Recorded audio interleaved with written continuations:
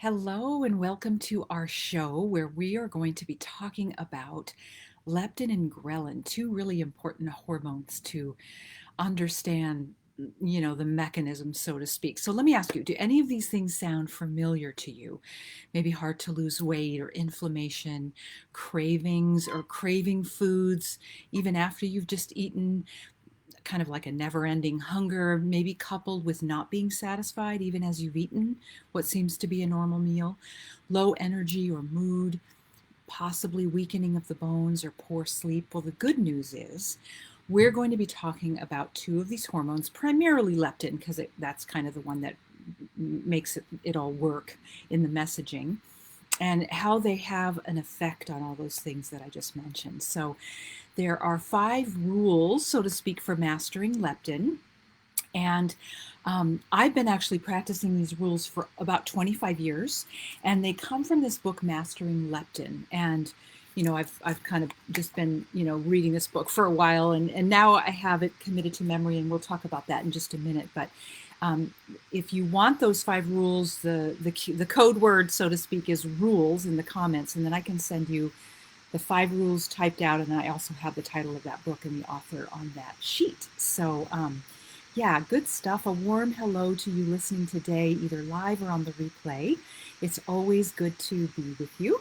And go ahead and grab yourself a cup of tea or something, refreshing, and just join the conversation. Any comments or questions you have, be sure and drop them below, and let's have a conversation about this, because it's kind of an important thing to understand.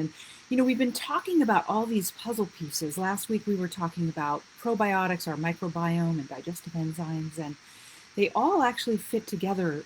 Each piece is a piece of the bigger puzzle. So whether or not you get the big puzzle in your mind, it's actually just more important to tend to each of these pieces, so that over time it adds up to a balanced system, right? So, and if we've not yet met, I'm Lori Morse, a 30-year practitioner of Chinese medicine and the director of the Sacred Health Academy, where we teach spirit-centered women who are struggling with fatigue, pain, and stress how to awaken her birthright of sacred health. And that is a real thing.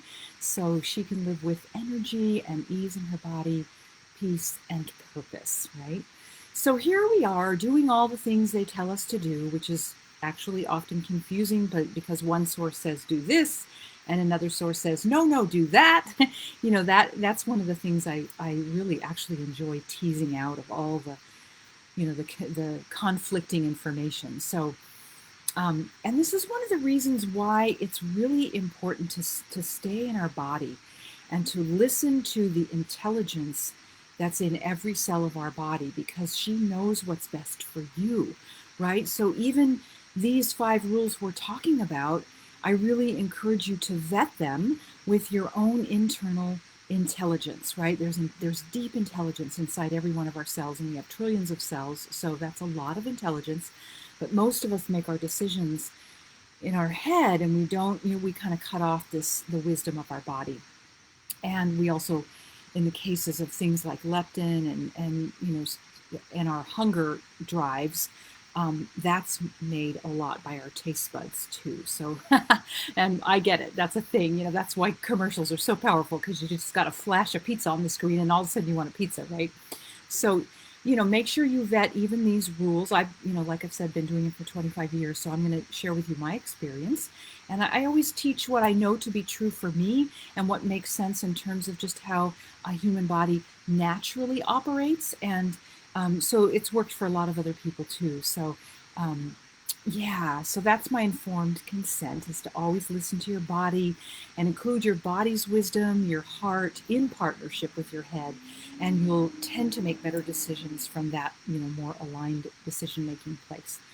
Most human beings that I know, I'm sure this is true for you, want to live with balanced hormones and good energy levels, free of pain and inflammation, to have strong bones and restorative sleep and normal hunger and full signals, right? Who wants to be thinking about food obsessively and constantly?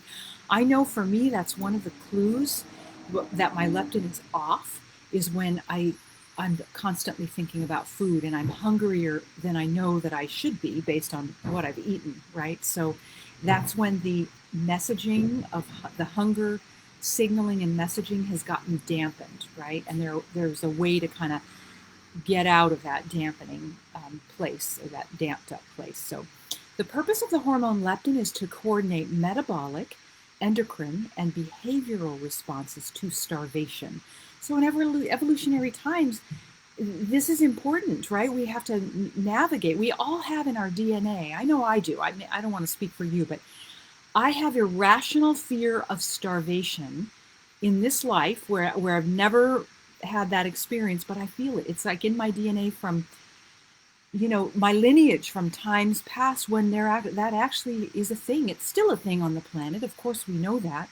It's just that some of us don't have that experience. And so, but this irrational fear of starving and being hungry is something to manage, at that emotional and psychological level. So it's much easier to do when our physiology is given its best chance, if that makes sense. So the brain absolutely relies on an accurate perception of leptin to set the appropriate metabolic rate and to set the appropriate signaling of whether we're truly hungry and our body truly needs food or not, right?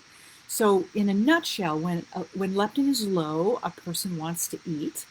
And then when leptin is high in the body, a person doesn't want to eat. And also ghrelin is the hormone that when we're hungry, truly hungry, is secreted by our stomach to activate a hunger signal, right? So it seems simple enough to just like let this signaling happen naturally in our body, except for the ways that we get in our own way, so to speak, with poor choices that distorts this signaling through, a lot of it has to do with our stress response or our nervous system too. So, and when that happens, when the signaling is distorted, it's called leptin resistance.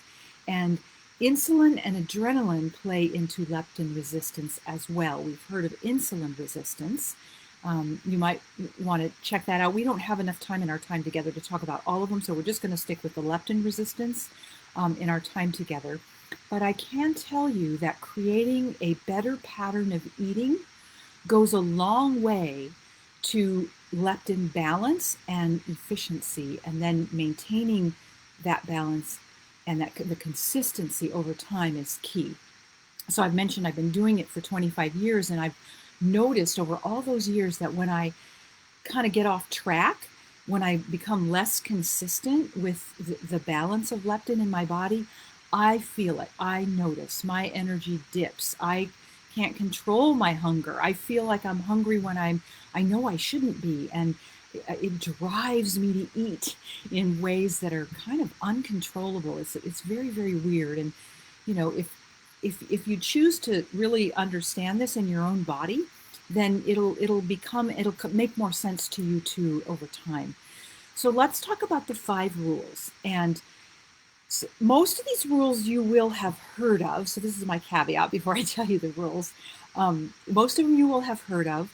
Some of them you're going to think that it flies in the face of other advice that you've heard, and I understand that. All I can tell you is that, if you feel like you're struggling with the messaging of your hunger signals, and you, for example, don't feel satiated after a normal amount of food, and it doesn't give you several hours of clarity and energy, and you don't feel like you're in like right balance with your hunger and your satiety and your fullness.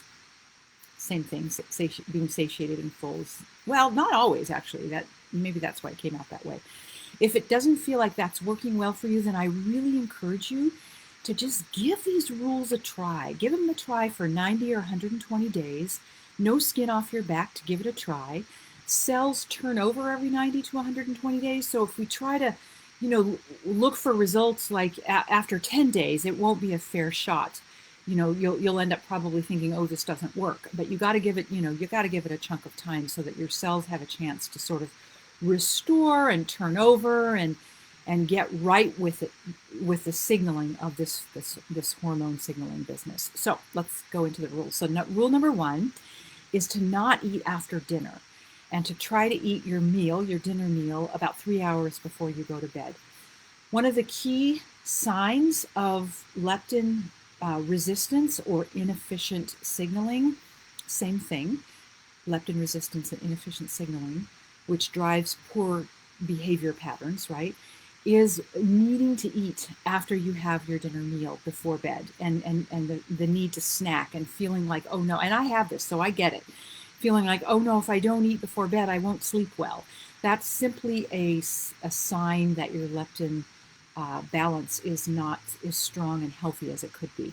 So all of these things, these 5 things I'm going to tell you, if you're far away from being able to do it, just go slow. Just take one little step at a time and just say, okay, let me try to not eat, 1 hour before I go to bed. And then once you feel like that's manageable, go, okay, now let me try 2 hours before, and then, kind of get yourself to that 3-hour mark.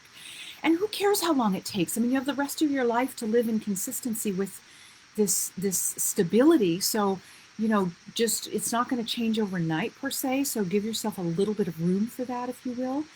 And so rule number 2 is, now this is probably one that's going to fly in the face of what you either may be doing or hear. And that is to eat 3 meals a day and to not snack in between meals, and to ideally allow 5 to 6 hours between meals. And now sometimes I cheat and I only do 4 hours. It just depends on it, honestly, it depends on other hormones and how tired I am, or, if I had a good night's sleep, then it's easy for me to do that. But in the beginning, it took me a while to stretch that time out. And just like I said in the, go slow and back yourself into this with increasing the time little by little, like before going to bed, and how much time you allow before going to bed for eating. I'm jumbling my words on that one, but hopefully that makes sense. Do the same thing with these meals.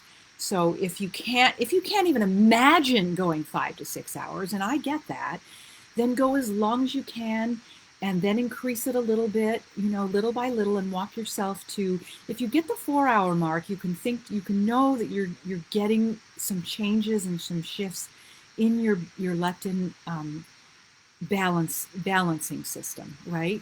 And then you can try to go for that 5 to 6 hours. There's sometimes I can easily go 6 hours. Most of the time I go 5 hours, and some of the time I can't go 5 hours, but I do, ask myself to go 4 hours. One of the things I've learned about this is that what I didn't realize what the signal of true hunger in my body actually felt like. And one of the ways I learned about this over the years is doing fasting. When one fasts, whether it's just a liquid fast or something along those lines for 3 or 5 or 7 days or whatever it is, I really learned what real hunger feels like. And that 3 or 4 hour mark is not the same thing as true hunger that I feel when I do a fast, if you know what I mean. So that actually helped me to understand that when I start feeling the edges of hunger, which isn't true hunger, there's a difference. Like there's a difference between, oh my gosh, I'm going to eat the house, and, oh, I really wish I could just have some chips and salsa right now, that's more of that's not true hunger. Like our body, it's not our body physiologically needing fuel because we're running out, and the body puts out a very different feeling of a signal for when we really truly need fuel. And even then we can go past that. Usually we can ride it out. It might take 20-ish minutes or so, and then we get on the other side and the body goes, okay, yeah, we're good, we can go into some fat stores here. And it's not always the most pleasant feeling, I will admit, but it's doable. And there's some good research around asking our body to do that, because it actually teaches our body to be more efficient and less resistant to signaling. Okay, so try for the 3 meals a day and not snacking in between, because it takes a lot of energy. We talked about this, I think, in the last show on microbiome, but it takes a lot of energy for our body to digest food. And so when and giving it a rest and a break in between meals helps all of the signaling, not just leptin, certainly leptin and ghrelin, but a lot of our other neurotransmission and hormonal signaling, it gives them a chance to come back into a better balance, right? And if we keep eating, even if it's just a little snack, then we ask it to come out of that balance and have to deal with the food that we're eating again. This is one thing I've actually gotten really good at. This is probably the area I'm the most strong at, is I just don't snack. I just don't do it. And I always know that I can make it to the next meal. That will be okay. So, rule number 4 is to, now the notes say, or the book says that the way they actually list this rule is to eat a high protein breakfast. But I put it in the notes for you if you choose to get them, that I feel like having protein in every meal is actually helpful to stabilize my blood sugar and my capacity to go a longer number of hours than if I don't have protein. Because if I don't have protein, this is just my system, you'll have to test it out, then I blow through the food faster, and I can't go as long. So, aim for 20 to 30 grams of protein. The book says at breakfast at least. I'm saying, play with most of or all of your meals, but certainly for sure at breakfast. And then rule number 5 is to reduce the amount of carbohydrates that you eat. Don't cut out carbs. Believe me, I've done that I tried that for a number of years, 6 or 7 years, and it didn't play out well for my system. So I do believe in the idea that our body does. It's not even an idea. I mean, it's not even a belief. There's research behind this, so I should say it in a more better way. But it seems that the research bears out as true for my system that eating just a modest amount of good carbohydrates, right, like the complex carbohydrates, not the processed carbohydrates, because those break down really fast and cause sugar spikes and mess with hormonal signaling too. So the complex carbohydrates, but in a modest amount. There was a day when there's a whole thing about 40, 30, 30. So what that meant in the day was in each meal having 40 grams of carbohydrates, good carbohydrates, 30 grams of protein, 30 grams of fat. So, why it bears out as a reasonable guideline is because our body can't break down in any one given sitting more than about 40 to 50 carbohydrates without it turning to fat. So if we eat more carbohydrates in a meal than we can break down, then it can often be it will often turn to fat. So that's just kind of a thing to know. So it does make sense to eat a modest amount or a limited amount in each given meal, but drip it. When a balance of the macronutrients, which is protein, fat, and carbohydrates, are happening in every meal, and then there's a spaciousness between the meals, it's like there's a slow drip of everything the body needs to maintain healthy balance and signaling and hormonal happiness, if you will, because all of this stuff affects our mood. It affects our neurotransmitters, our ability to feel stable. I know that so this is another thing, you might want to write this down because I don't have this written down, is that, or actually maybe I do have it in the notes. We should feel after a meal, about 30 or 60 minutes after a meal, we should feel clear-headed. Yeah, they are in the notes, by the way. We should feel satisfied and not thinking about food, right? We should be able to focus on what we're doing, whatever that is, without having this sort of like background obsession about food, because that means our signaling is off if that's the case, right? And then we should feel energized. We should have enough energy to do, the next several hours worth of whatever we're doing. And not feel, if we eat a meal and then we are sort of crashing and feeling tired and not having energy, then there was something wrong with that meal. There was either too many carbohydrates, or the balance wasn't right, or our hormonal reaction to that meal was off, right? And then we should feel emotionally stable. That's that idea of feeling, like, I don't know, I don't want to use the word happiness, but for lack of a better word, we just should feel stable. And along with emotional stability, there tends to be just a feeling of contentment, I guess is probably the better word to use. So I would love to know what you think, how you're perceiving these 5 rules in relationship to the way you're operating right now in terms of your dietary patterning, if you will, your nutritional patterns.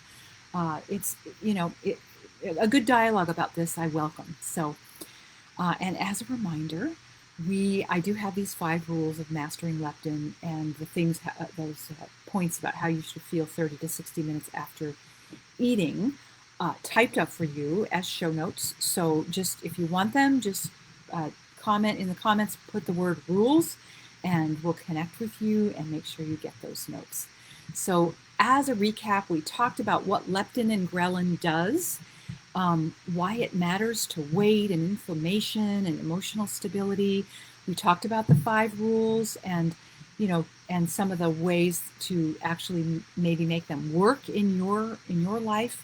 I mean, I literally could talk until midnight about this. So I'm trying to give you the broad brushstroke so you can kind of take it from there and start experimenting and figuring out by trial and error your own sort of momentum and stability with this. So let me know if you have any questions or you need any help with that. And I will be back next week, same time, every Wednesday at 9 o'clock. That's Pacific time in the Northern Hemisphere. And next week, I'm going to be talking about our solar plexus. So this is our digestive energy center, right below our heart center and above our belly button, where all the digestion happens, right? We have our liver and our gallbladder, our spleen and stomach, and our pancreas and our intestines and all the digestive players, if you will. And it's an important center. And so what I decided to do is offer to you, well, I'm not going to tell you, I'm going to give you a gift next week. And I'm doing that because actually next Wednesday, the 11th, is my 60th birthday. So I want to give you this gift. And as we talk about, this digestive energy center. And so I hope you are available to come and play and receive this gift. So a sacred health journey, as you may be learning, is yours to take. And it's my devotion, it's my passion to make sure you don't miss your heart calling you home to your health, which is coded in all of our cells. And this is a one step at a time on the path that gets you more energy, less pain, less stress and worry, and probably, hopefully, the nutritional lifestyle that you've been trying to make work. And best of all, your birthright of peace and purpose. That's a birthright for all of us, right? All without spending years and too much money on stuff that you don't have time to waste on anymore. Because I have discovered, as maybe you feel too, I don't know, that with health, life is beautiful, and without it, it's a little bit harder. And it is our design to be well. So thank you for being you and for tending to your sacred health, because it matters not only to you, but to your life and to the world. So I look forward to seeing you next week. And until then, be well and be sacred.